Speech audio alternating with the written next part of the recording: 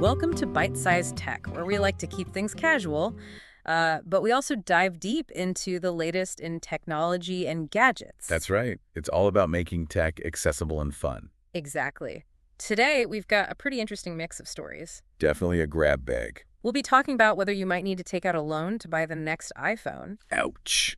thanks to some possible tariffs. Always a hot topic. Then we'll take a quick look at what shiz.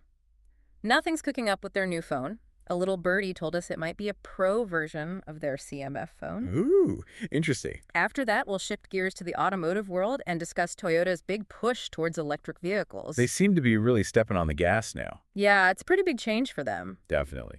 And last but not least, we'll untangle the wild ride that was Meta's Llama 4 AI model launch. It's been a roller coaster, to say the least. Buckle up for that one. Okay, let's jump right into it.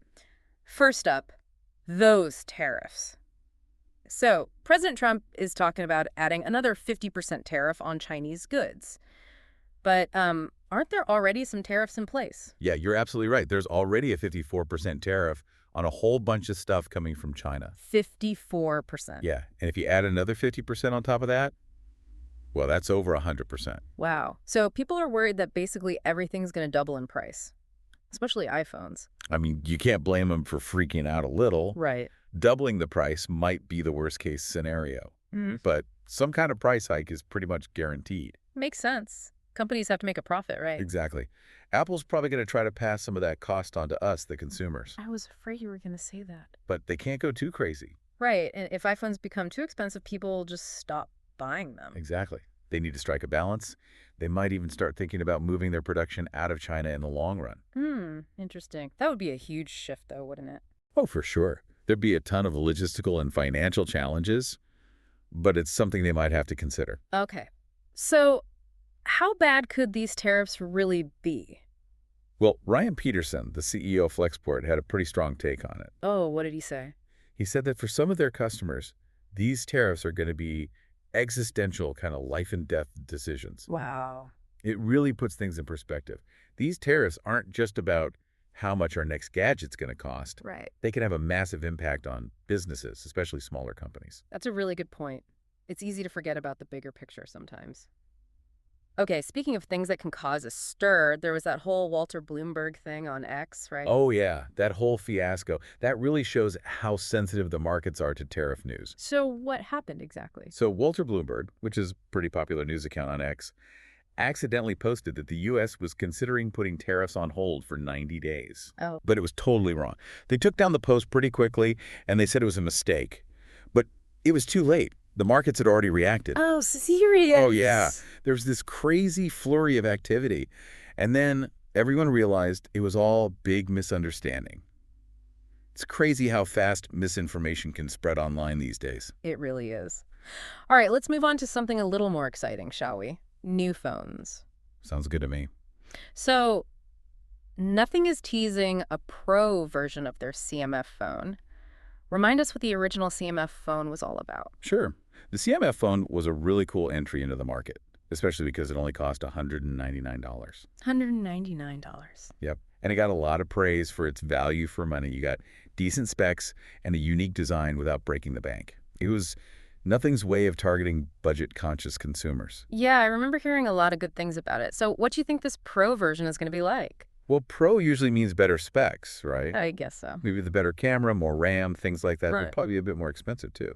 Hopefully it's still a good deal, though. That's the big question. Can they maintain that balance of pro features and affordability? We'll find out soon enough. The full reveal is on April 28th, right? That's right. Mark your calendars. Okay, let's switch gears to cars.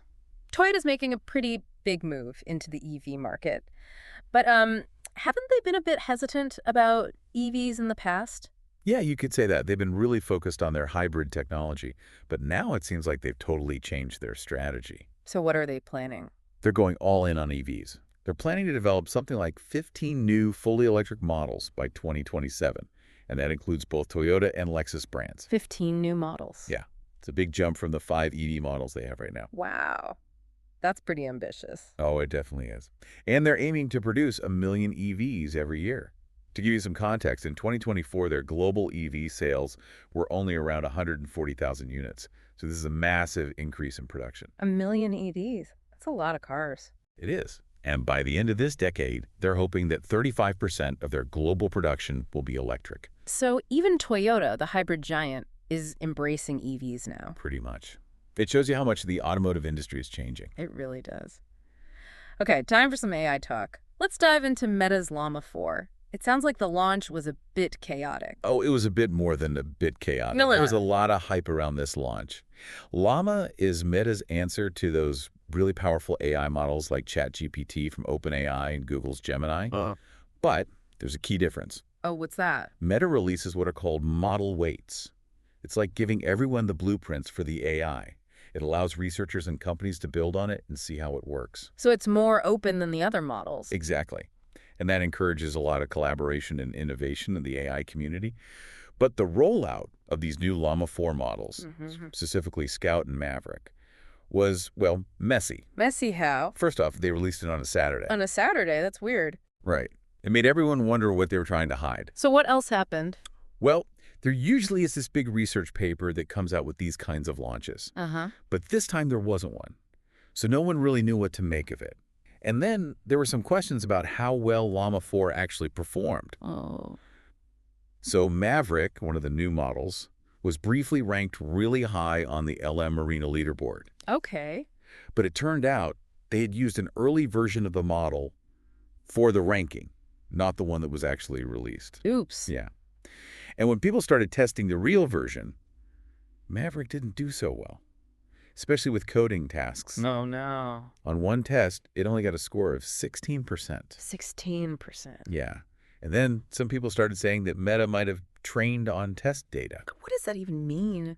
It basically means they accidentally let the AI see the answers to the test before it took it, which would make its scores look way better than they actually are. Ah, I see. But Meta's VP denied all of that. He said the problems were just because of some bugs in the software. But a lot of people in the AI community are skeptical. Understandably. So even getting Llama 4 to work was a challenge, right? Oh, yeah. These models are super demanding. Yeah. Even Scout, the smaller model, needs a whopping 96 GB of RAM just to run on a Mac. 96 GB. And that's the compressed version. So you need a pretty powerful computer to even use it. Right. And while they said it has this huge context window of 10 million tokens, accessing that comes with a big price tag and a lot of limitations. So who's this really for then if it's so complicated and expensive? It seems like they're targeting cloud computing users who are looking for cheaper options, and also big companies with under 700 million users who can host the models themselves. Okay. But a lot of people are waiting to see what the behemoth model is going to be like before they commit to anything. It's supposed to be even bigger and more powerful. So it was a rough start for Llama 4, but it might still have potential. Yeah, the AI world is super competitive right now. There are constantly new models coming out. True. This whole situation with Shopify was pretty interesting. They're telling their staff to use AI tools before they even think about hiring more people. That's a huge shift in how companies are using AI. It really is. I guess AI is becoming a more important part of our jobs. For sure. And just to bring things back to Llama 4, there are still those rumors about Meta boosting those benchmark results. Right, and they're still denying it. Well, I guess we'll see what happens. It's definitely a story to keep an eye on. Absolutely. The AI world moves fast. It certainly does. Well, that was a lot to cover. We talked about tariffs, new phones, Toyota going electric, and the wild world of AI. Phew. It was a mouthful. It was. Thanks for joining me today. My pleasure. And thank you all for tuning in to Byte-Sized Tech. If you enjoyed the show, be sure to like, comment, share, and subscribe for more fun tech discussions. See you next time.